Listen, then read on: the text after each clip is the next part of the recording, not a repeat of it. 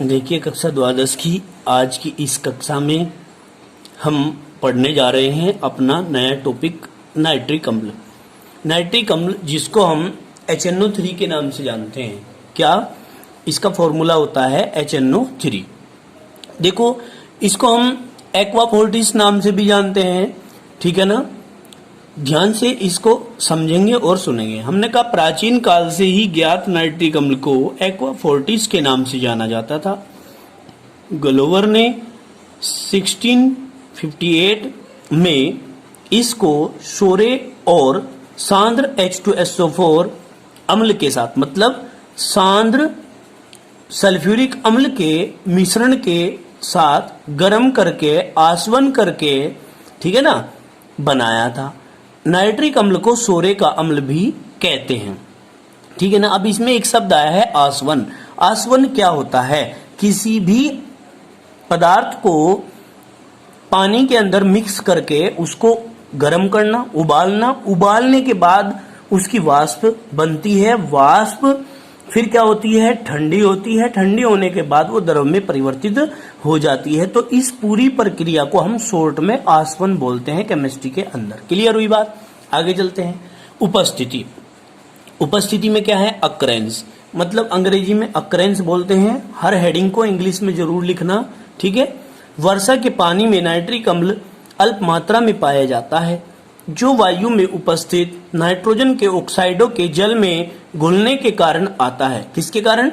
ऑक्साइडों के जल में घुलने के कारण आता है। संयुक्त अवस्था में यह है चिली साल्ट पीटर, मतलब NaNO3, इंडियन साल्ट पीटर सोरे का अम्ल, ठीक है ना, KNO3, नॉर्वे का साल्ट पीटर CaNO3 का होल ट्वाइस आदि में पाया जाता है। इन सब में ये पाया जाता है। क्लियर हो गई बात? अब देखेंगे प्रयोगशाला में बनाने की विधि।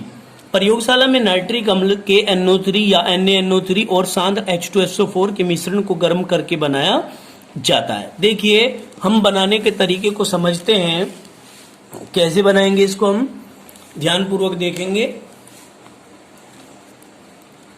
KNO3 के बारे में आप जानते ही हैं।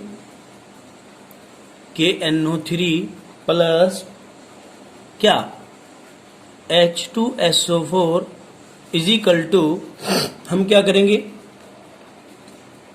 एक हाइड्रोजन लेंगे और NO3 लेंगे, HNO3 प्लस K और एक H और SO4, यानी कि KHSO4 ये बन जाएगा। क्लियर होगी? हमें बनाना था HNO3 जो कि हमारा बन गया। अब हम इसको NaNO3 plus H2SO4 is equal to क्या करेंगे जी? एक हाइड्रोजन NO3 के साथ HNO3 प्लस NaH और SO4, ठीक है ना। इस रूप में सोडियम बाइसल्फेट, यहां पर पोटेशियम बाइसल्फेट और नाइट्रिक अम्ल आपको प्राप्त हो जाता है। क्लियर हो गई बात? ये आपकी प्रयोगशाला में इसको बनाने की विधि है। तो चलिए हम आगे बढ़ते हैं और आगे बढ़कर के हम समझते हैं कि क्वेश्चन पेपर में किस प्रकार से आप लोगों के पास आता है। क्या कहेंगे? नाइट्रिक अम्ल बनाने की ओस्टवाल्ड विधि का सिद्धांत बताना है, भौतिक गुण बताने हैं, रासायनिक गुण बताने हैं, उपयोग बताने हैं, ठीक है ना, और इनका अच्छे प्रकार से वर्णन करना है। इसके ऑक्सीकारक गुणों को भी समझाइए। ये जो बात कही है कि इसके ऑक्सीकारक गुणों को भी समझाइए, ये बात बहुत ही ज्यादा इंपॉर्टेंट है। हम क्या कहेंगे? ओस्टवाल्ड विधि का सिद्धांत हम पढ़ने जा रहे हैं। क्या कहेंगे? इस विधि में प्लेटिनम उत्प्रेरक की उपस्थिति में 800 डिग्री सेंटीग्रेड पर अमोनिया का वायु को ऑक्सीजन द्वारा NO में, मतलब नाइट्रिक ऑक्साइड में ऑक्सीकरण करके बनाया जाता है। ठीक है जी। अब देखिए ये रिएक्शन दी है यहां पर, इस रिएक्शन को आप समझ लेंगे अच्छी प्रकार से। क्या कहा? नाइट्रिक अम्ल कैसे बनाया जाता है, ठीक है, ओस्टवाल्ड विधि के अंदर। देखिए सबसे पहले एक रिएक्शन आती है हमारे पास 4NH3, यानी कि अमोनिया के 4 मॉलिक्यूल्स ले लिया आपने। 5O2 is equal to oxygen के 5 मॉलिक्यूल्स। प्लेटिनम उत्प्रेरक की उपस्थिति में 800 डिग्री सेंटीग्रेड पर क्रिया कराते हैं तो क्या होता है? नाइट्रोजन के 4, तो हम क्या लेंगे 4n, ऑक्सीजन के 5 दूनी 10, ये 4 एकम 4। क्लियर? अब 10 में से 4 चले गए, हाइड्रोजन की 4 थी, 12 हैं। 12 हाइड्रोजन को हम 6H2 लिख सकते हैं और हमारे पास बिल्कुल क्लियर और सिंपल बात आ गई है। 5 दूनी 10, 10 में से 4 चले गए, 6 एकम 6। क्लियर बात हो गई। अब आगे चलते हैं। इसमें जो एनर्जी प्रोड्यूस होती है वो डेल्टा H की वैल्यू वो हम -216 किलो कैलोरी लेते हैं। ठीक है ना? अब हमने माइनस में क्यों ली? क्योंकि इस रिएक्शन में एनर्जी प्रोड्यूस हुई है और वो प्रोड्यूस होकर के एनर्जी एटमॉस्फेयर में चली गई है। ठीक है ना? क्लियर हो गई बात। अब आगे देखेंगे आप लोग। इसमें इसके बाद जो रिएक्शन होगी मैं उसको भी अभी समझा देता हूं और फिर आपको आगे लेकर के चलता हूं। देखिए, ये नाइट्रिक ऑक्साइड जो बना है, इसके मॉलिक्यूल लेंगे हम 2NO plus O2 is equal to 2NO2। 2 एकम 2 और 2 हैं 2 दूनी 4, 2NO2 बन गया। 2NO2 plus H2O is equal to, hydrogen के 2 हैं, यहां पर भी 2 हैं नाइट्रोजन के, ऑक्सीजन के 2 दूनी 4 और 1 5 हो रहे हैं यहां पर। तो हम क्या करते हैं, इसमें से एक H यहां ले लेते हैं। ठीक है, एक H ले लिया हमने। यहां पर NO2 के हैं हमारे पास कितने, एक NO2 ये, एक NO2 ये।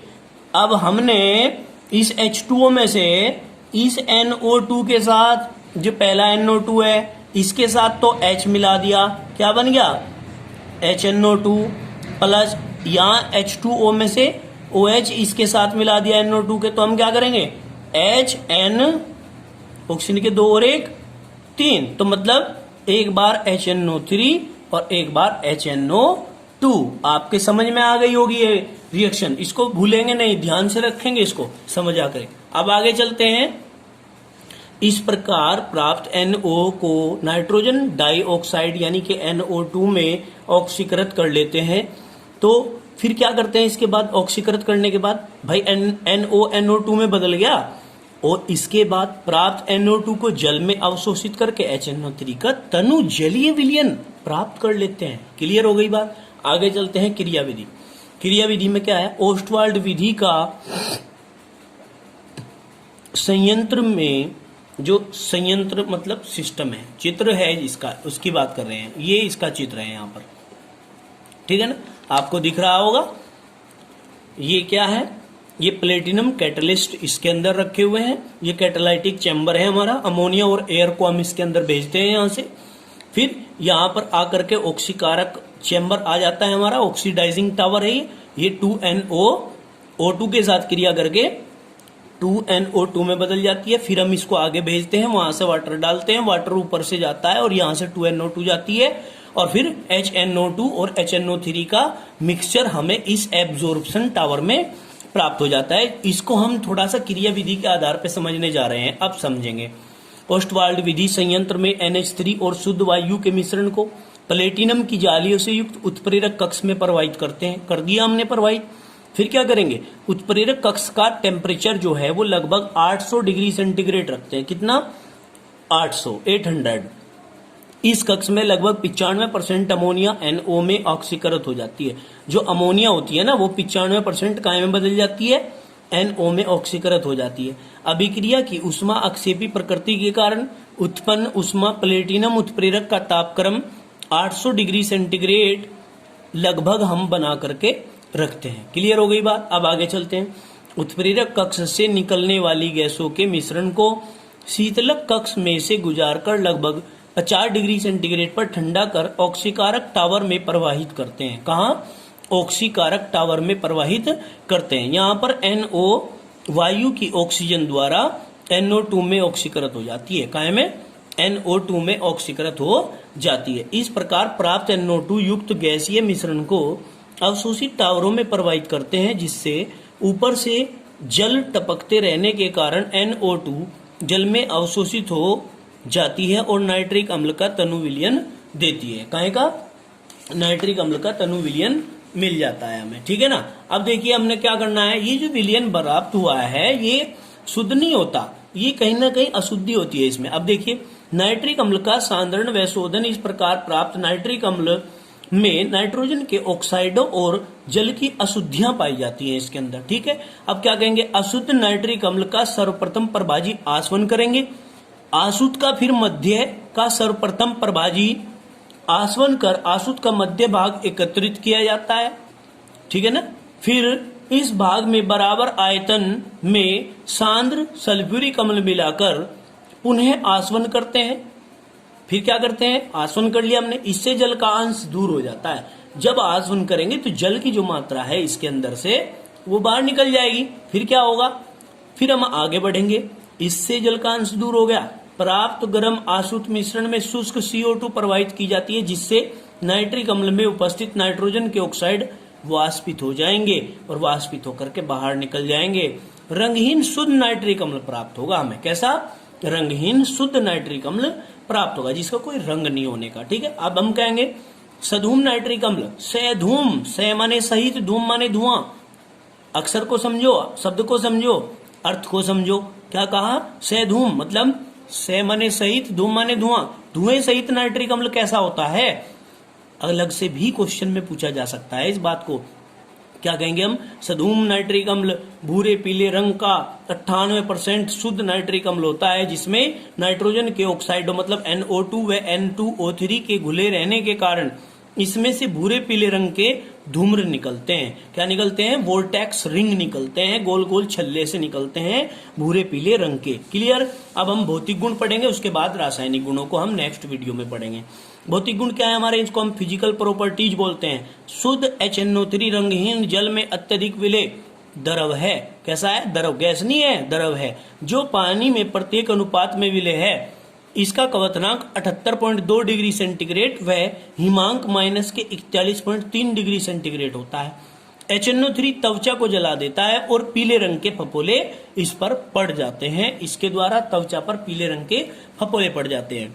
अब वीडियो के अंत में मैं सभी भैया बहनों को ये बात बताना चाहता हूं कि लॉकडाउन के चलते बुक्स जो हैं वो बुक्स आपकी जितनी भी आ पाई हैं आप उनको ले लें, अतिशीघ्र ले लें। फोन से संपर्क करके स्कूल में आकर के आप ले सकते हैं, नहीं तो वे बुकें भी बच्चों के पास चली जाएंगी, उसके बाद बुक्स की शॉर्टेज है, मिल नहीं पाएंगी, ठीक है ना। तो जो विद्यार्थी समय से ले लेंगे वो अपनी पढ़ाई भी कर सकते हैं और इन चीजों को भी समझने में हेल्प मिलेगी, क्योंकि कार्य दिन प्रतिदिन बढ़ता जा रहा है और बुक ना होने के कारण कहीं ना कहीं आप लोग उस कार्य से अधूरे रह रहे हैं। हम नहीं चाहते कि इस प्रकार की घटना हो। आप लोग बुक रखेंगे तो थोड़ा बहुत स्टडी अपने माइंड से भी खुद भी कर सकते हैं, तो समय से आकर के अपनी बुकों को ले सकते हैं। धन्यवाद।